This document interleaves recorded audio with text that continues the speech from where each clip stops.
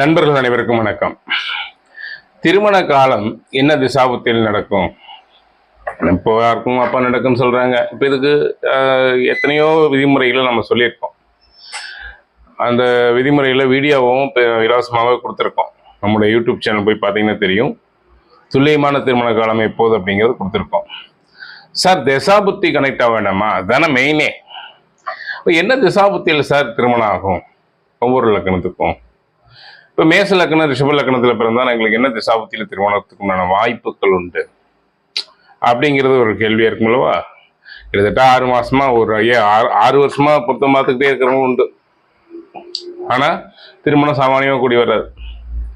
இப்போ அதுக்கு காரணம் என்ன அப்படின்னா, 7ஆம் இடத்தை சனி பார்த்தாலோ, 7ஆம் அதிபதியோடு சனி கனெக்ட் ஆனாலோ, 7ஆம் இடத்தில் சனி பகவான் இருந்தாலோ தாமதம் திருமணம் தான். தாமதம் ஆனால் தான் திருமண வாழ்க்கை நல்லா இருக்கும். அப்போதான் அதை பற்றி நீங்கள் கவலைப்பட வேண்டாம்.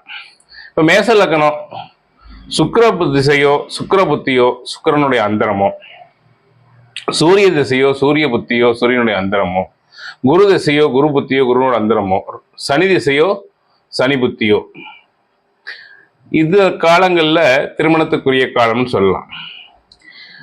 அதே போல லக்னத்திற்கு 3, 7, 11, 5, 9 என்ற கிரகங்கள் திருமணத்தை நடத்தி வைக்கும்னு சொல்லலாம். இந்த காலகட்டங்களில் மேச லக்கணத்துக்கு குருவும் இந்த கிரகங்களை, அதாவது சூரியனையோ சுக்கிரனையோ குருவையோ சனியோ தொடர்பு கொண்டு, அல்லது லக்னத்திற்கு 3, 7, 11, 5, 9 அதிபதிகளோடு தொடர்பு பெற்ற காலங்கள் ஜாதகருக்கு கட்டாயம் திருமணம் நடைபெறும்.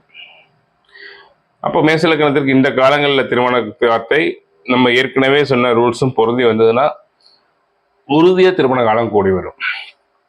ரிஷப லக்கணத்துக்கு பார்த்தீங்கன்னா புதன், சுக்கிரன், செவ்வாய், சனி, சூரியன், குரு, இவங்க யாருடைய திசாபுத்தி வந்தாலும் சரி, அந்தரம் வந்தாலும் சரி, அதே போல அவங்களுக்கும் ரிஷப லக்கணத்திற்கு 3, 7, 11, 5, 9 நின்ற கிரகங்களுடைய தசாபுத்திகள் வந்தாலும் கட்டாயம் திருமணம் நடைபெறக்கூடிய காலமா இருக்கும்.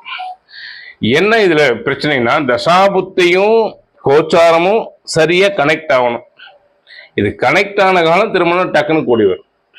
அதனாலதான் பெரும்பகுதி கோச்சாரம் சரியா வரும்போது திசாபுத்தி இருக்காது, திசாபுத்தி இருக்கும்போது கோச்சாரம் இருக்காது.